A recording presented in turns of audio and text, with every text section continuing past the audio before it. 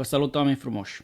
Astăzi o să fac un unboxing și un review scurt, cât de scurt o să-mi iasă, despre un smartwatch, și anume Huawei Watch 4 Pro.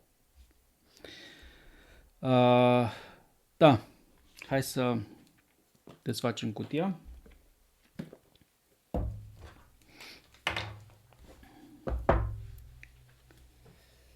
Cutia, așa la prima vedere, îmi pare mai mică decât la varianta anterioară, la asta care l-am aici la mână, GT3 Pro, despre care o să vorbim altă dată.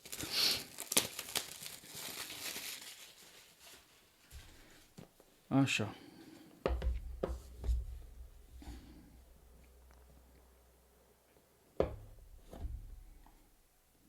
Un maro, cumva, nici negru, nici maro. Interesant. Da, cât de bine arată aici în cutie. Avem o săgetuță aici, ridicăm ceasul, îl las așa, sper să nu cadă, pentru că vreau să vedem ce mai avem în cutie. Aici ar trebui să fie încărcătorul. Da, e încărcătorul normal de la Huawei, magnetic, da, exact ăsta l-am cu USB-A și la varianta anterioară. Nimic deosebit.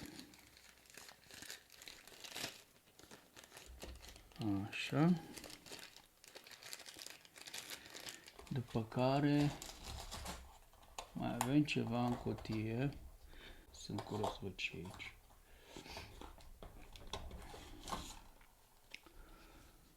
Asta. Un cod de bară pentru setări, carte de garanție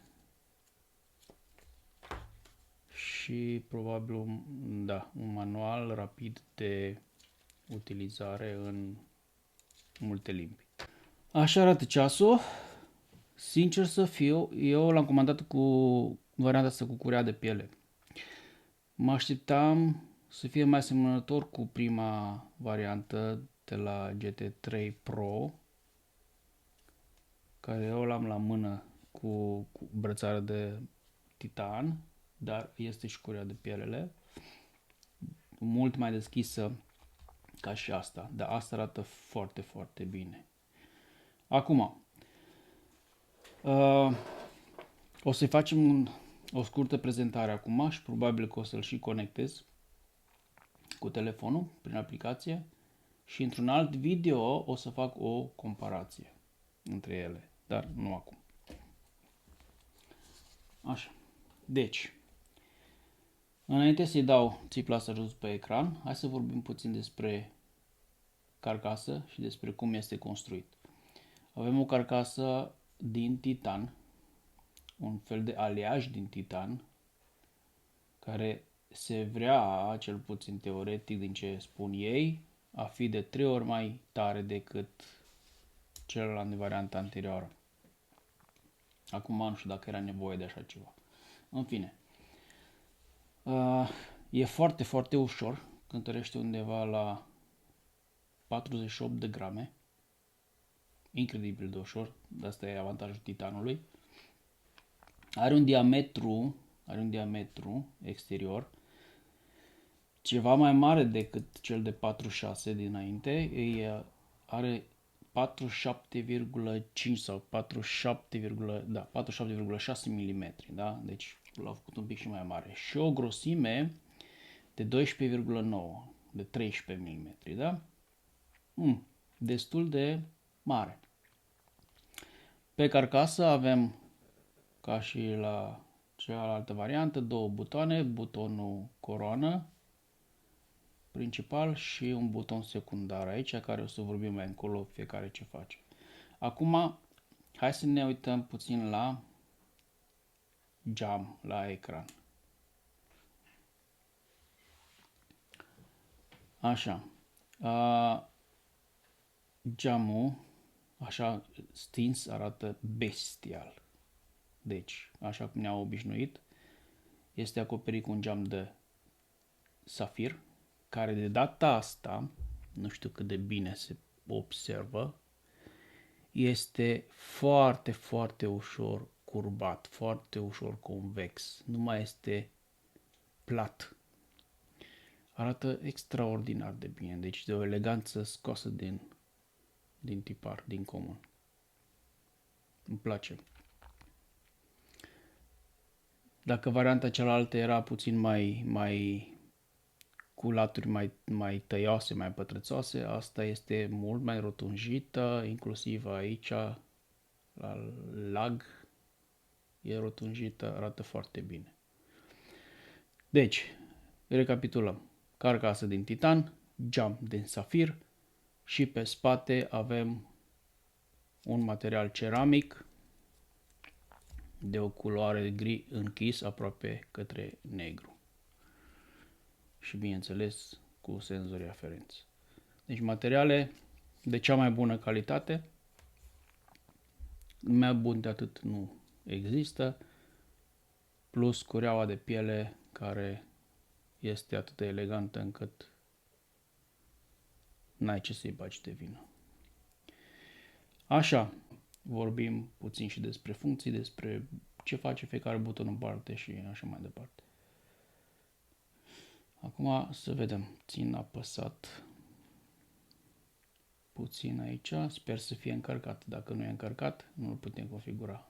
Am avut un răspuns haptic, da? Se pornește.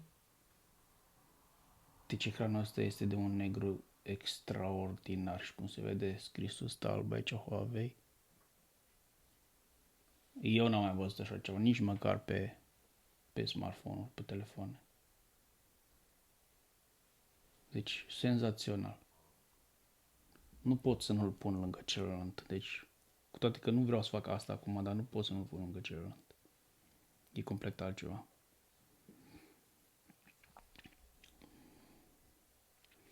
Harmony OS. Da, deci avem un sistem de operare Harmony OS, deja cunoscut la Huawei. Da, deci ne-am conectat cu aplicația. Aici ne arată ceasul, are 55% baterie. Cum am spus, butonul principal, butonul coroană, este butonul în care activezi ecranul și care te duce în meniul principal. Meniul principal care arată așa, arată mai bine decât pe versiunea anterioară, e foarte bine făcut.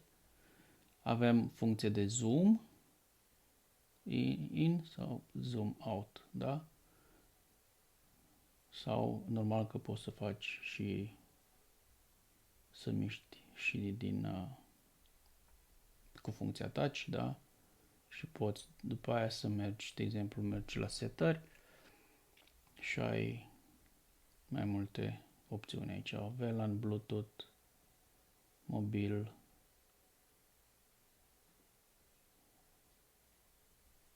luminozitatea, ton și vibrație, setări pentru notificații, poți să-ți pui un pin pe ecran, eu niciodată n-am folosit la ele, aplicații diferite de aplicații să-ți mai descarci, cu bateria și așa mai departe.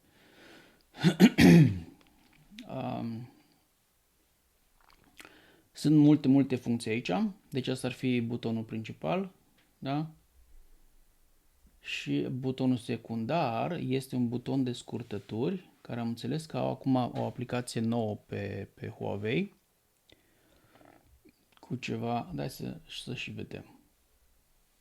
Da, avem aici o aplicație nouă făcută cu scurtăturile, un fel de cut, unde îți vin de rând pe rând aplicațiile, ajungi mai repede la ele, teoretic. Așa, deci astea ar fi butoanele, da? Butonul coroană accesare meniu principal, butonul secundar, scurtăturile și selectarea anumitor aplicații.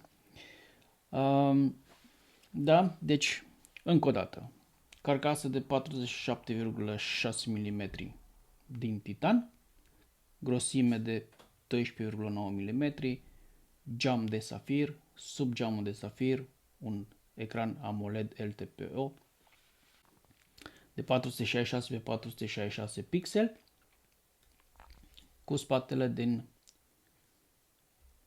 material ceramic și cu senzorii aferenți pe spate. Da?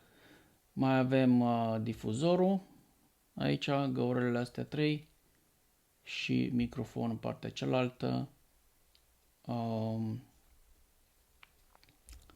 Rămâne la hardware și o să vă arăt sistemul de la Huawei de sistemul rapid de conectare a brățării, da? Au aici un pin de care tragi și pur și simplu lasă telescopul afară, foarte, foarte practic și ușor de făcut.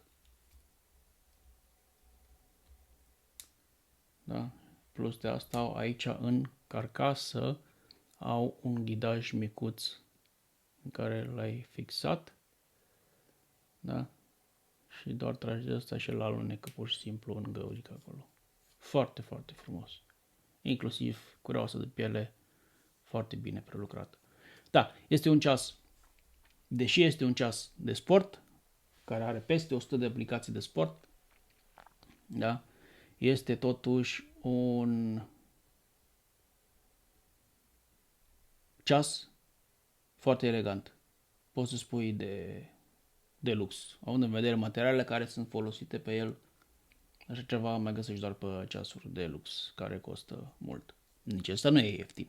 Eu l-am luat asta pe varianta cu curea de piele la 444 de euro, iar cel cu cureaua din titan e mult mai scump, aproape de 600 de euro. Da. Ce să vă mai spun despre el, pentru că am vrut doar să vă arăt așa cum arată ceasul și o să fac în alt video, o să fac o comparație între cele două ceasuri. Varianta care o am de dinainte, Huawei GT3 Pro și Huawei Watch 4 Pro. Da? Care și ăsta veche din titan și ăsta arată foarte diferit. Nu mă așteptam să fie atât diferit. Îmi place extrem de mult ăsta nou. Bun, hai să vă mai spun despre el. Deci v-am spus că nou este la el odată scurtătura asta de la butonul secundar, da? Care pe celălalt nu o am. Iar mai are încă o chestie nouă, o aplicație exact, Health Glance, da? Care este ceva nou. Pe celălalt nu cred că o am, nici cu update de software. Dar nu este chiar atât de nou, pentru că aici sunt incluse 7 aplicații care le găsești separat, da? în sistemul de aplicații. E un fel de monitorizare a celor 7 aplicații de măsurare principale, cum ar fi presiunea arterială, SpO, da? Oxigenul de sânge, pulsul și ce mai are acolo. Este o aplicație în care sunt incluse toate cele 7, un fel de rezumat, care vezi automat toate măsurătorile pe care le face. Nu intrăm acum să mă pun să măsur, să mai nu știu ce.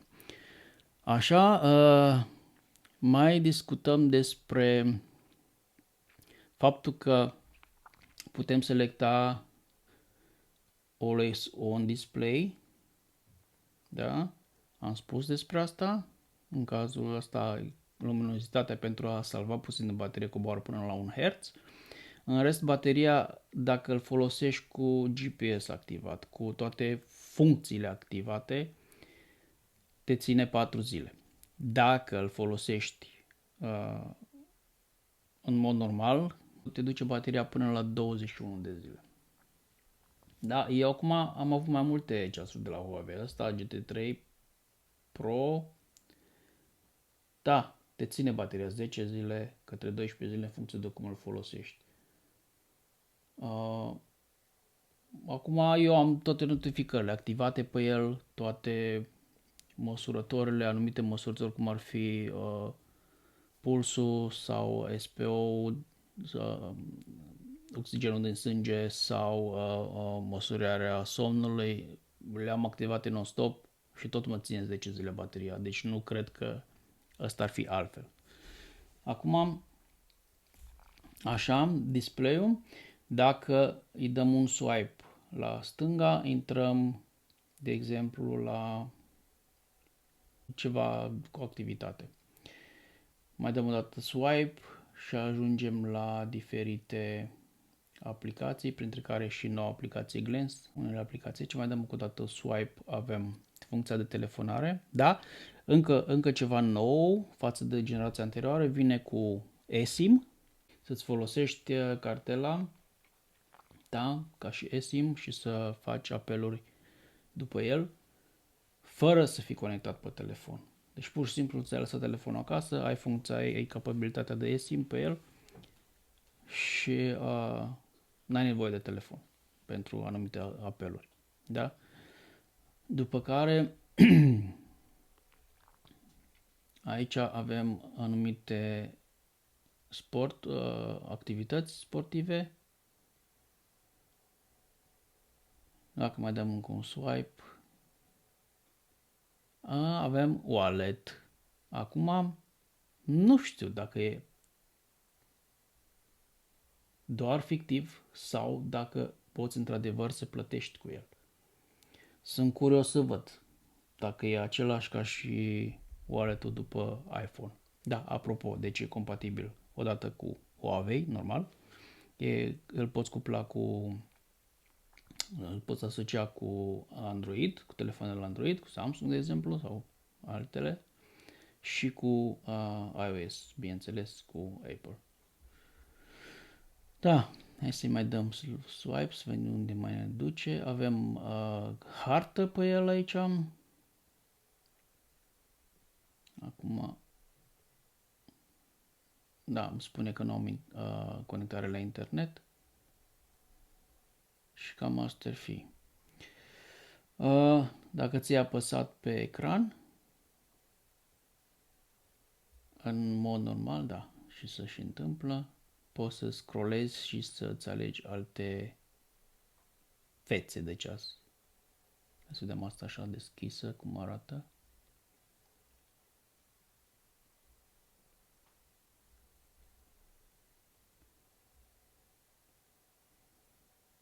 Și aici prin rotirea coroniței, butonului coronă, se schimbă puțin fața ceasului, trece de la ore la minute. Deci e o animație drăguță, foarte drăguță. Acum, de piele, foarte, foarte, foarte frumos, elegant, finuț. Deci este senzațional ce au făcut ăștia de la Huawei. Foarte tare. Deci îmi place extrem de mult. Și acum nu știu, ori mă înșel ori, dar cumva am senzația că e mai ușor decât celălalt. Ar trebui să-i pun cureaua de piele și la celălalt să văd dacă nu l-am măsurat, nu i-am măsurat greutatea la celălalt. În fine, hai să vedem și altă față de ceas.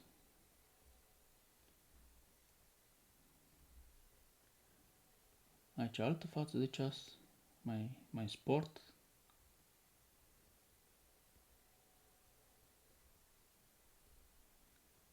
Aici o față mai ciudată din punctul meu de vedere.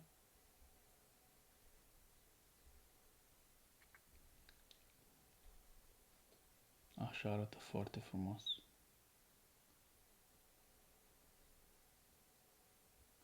Da, deci este un ceas extraordinar. Acum, faptul că e puțin mai mare și aici, de exemplu, dacă mergi de pe plus, ai direct pe ceas, deci nu trebuie să mai mergi în aplicație pe telefon, da, la fețe, ai direct pe ceas o grămadă de fețe pe care le poți selecta. Deci asta vine odată cu HarmonyOS 3.0 instalat pe el. Da, deja văd câteva fețe comune care le-am avut și pe celălalt. Da, este extraordinar. Deci pe asta merge așa, fețe din astea așa, mai mult clasic, cum ar fi cronograful ăsta. Foarte frumos. Da, și pe brățară aici, pe închizătoare, avem inscripționat Huawei. Foarte, foarte elegant. În fine. Da. Eu nu știu ce să mai spun despre el. Deci asta am vrut doar să scot în cutie. Sunt foarte, foarte frumos impresionat. Foarte plăcut impresionat de el. Da. Rezistența la apă. Și că ar fi o rezistență de 5 atmosfere până la 30 de metri, certificat IP50, ceva de genul. Da? Acum 30 de metri adâncime, eu nu m-aș aventura cu el. Dacă vreți să fie mai sportiv și să o scufundați cu el sau nu știu ce, avem de la Huawei varianta de Watch Ultimate, care vrea să fie concurentul direct pentru Apple Watch Ultra și așa, ăla chiar e făcut să dai cu el de toți pereții. În fine, cam asta a fost. Am vrut doar să-l scot din cutie, să vi-l arăt, să vă spun că într-adevăr arată foarte bine și se simte foarte bine. Deci este un ceas extraordinar. Mai pe larg despre funcțiile pe care le are în detaliu, o să vorbim despre ele când o să-l conectez, când o să-i fac o să-l pun lângă celălalt, lângă asta, și o să vedem care e diferența dintre ele. Da, într-adevăr este mai mare, mai gros, arată cel puțin, dar arată bestial. Ce mai pot să spun e așa. Deci avem conectare Bluetooth 5.2 pe el, avem Wi-Fi, avem NFC-ul și posibil să poți să faci plăți cu el, de moment ce are aplicație de wallet acolo. Avem GPS, avem GLONASS, avem încărcare wireless, da? Așa este încărcătorul wireless. Și cam asta e. Vă mulțumesc că mă urmăriți, că mi acordați din timpul vostru. Vă spun toate cele bune. Salutare!